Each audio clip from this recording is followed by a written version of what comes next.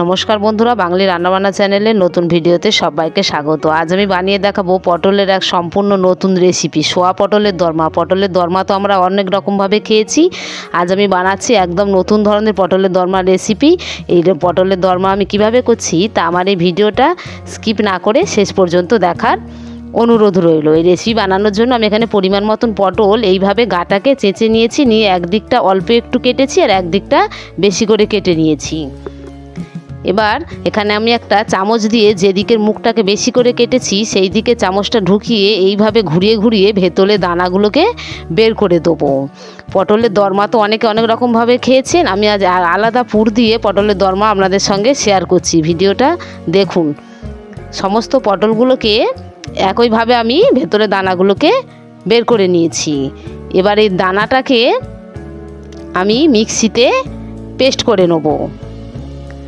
এই পটলের মধ্যে দিচ্ছি অল্প একটু লবণ আর অল্প একটু হলুদ গুঁড়ো। আর ভালোভাবে লবণ ও হলুদ পটলের গায়ে মিশিয়ে নেব। সমস্ত পটলের গায়ে লবণ হলুদ মাখিয়ে নিয়েছি। এবার গ্যাসে আমি আগে থেকে কড়া বসিয়ে সাদা তেল গরম করতে বসিয়ে দিয়েছি। এবার তেলটাকে মোটামুটি ভালো রকমভাবে গরম করে নিয়েছি। এবারে এই তেলের মধ্যে পটলগুলোকে দিয়ে দিচ্ছি। পটলগুলো খুব বেশি ভাজার দরকার নেই, তাহলে একদম নরম হয়ে যাবে, কিছুক্ষণ ভেজে নিলেই হবে। মোটামুটি আমার পটল ভাজা হয়ে গেছে। একটা পাত্রে তুলে নিয়ে এবার ওই তেলের মধ্যে আমি দিচ্ছি 1 চামচ আদা ও কাঁচা লঙ্কা বাটা। আদা ও কাঁচা লঙ্কাটাকে একটু তেলের মধ্যে নেড়ে নিলাম। নিয়ে এবার এখানে আমি 100 গ্রাম সয়াবিন ভিজিয়ে রেখেছিলাম, সেটাকে আমি কিমা করে নিয়েছি। আজ আমি সোয়া পটলের দরমা বানাবো, আপনাদের সঙ্গে তা আগেই আমি বলেছি। এবার সয়াবিনটাকে তেলের মধ্যে দিয়ে একটু নেড়ে চেড়ে নিলাম। ভেজে নিলে সয়াবিনের কাঁচা গন্ধটা একটু চলে যাবে। মোটামুটি সয়াবিনটাকে কিছুক্ষণ এইভাবে নেড়ে নিয়েছি। এবার এর মধ্যে দিচ্ছি একটা বড় সাইজের পেঁয়াজ কুচি, আর আমি যে পটলের দানাটাকে বেটে রেখেছিলাম এর মধ্যে দিয়ে দিলাম। আর দেবো 1 চামচ হলুদ গুঁড়ো, 1 চামচ লঙ্কার গুঁড়ো, আর দিচ্ছি 1/2 চামচ ধনের গুঁড়ো ও 1/2 চামচ জিরার গুঁড়ো, আর দেবো স্বাদ মতো লবণ আর সামান্য একটু চিনি। এবার সব কিছুকে ভালোভাবে সয়াবিনের সঙ্গে নেড়ে নেবো। এরকম নতুন নতুন রেসিপি পেতে যদি আমার চ্যানেলে নতুন হয়ে থাকেন তাহলে চ্যানেলটিকে একটা লাইক সাবস্ক্রাইব করে রাখবেন, তাহলে পরবর্তী নতুন ভিডিও সহজে আপনাদের কাছে পৌঁছে যাবে। মাখাটা ঝরঝরে করে নিয়েছি, এবার একটা পাত্রের মধ্যে তুলে নেবো। এবার এখানে একটা কাঁচের পাত্র নিয়েছি, কিছু মশলা আমি এখানে ভিজোতে দেবো। তার জন্য দিচ্ছি 1 চামচ হলুদ গুঁড়ো আর 1/2 চামচ লাল লঙ্কার গুঁড়ো, আর দিচ্ছি 1 চামচ জিরার গুঁড়ো আর 1 চামচ ধনের গুঁড়ো। অল্প জল দিয়ে মশলাটাকে আমি এইভাবে গুলে কিছুক্ষণ রেখে দেবো, তাহলে মশলাটাও ফুলে উঠবে এবং তরকারির স্বাদটাও ভালো হবে। এটাকে সাইডে সরিয়ে রেখে দিচ্ছি। এবার যে পটলগুলো ভেজে রেখেছিলাম এর মধ্যে পুরগুলোকে ভরে নেব।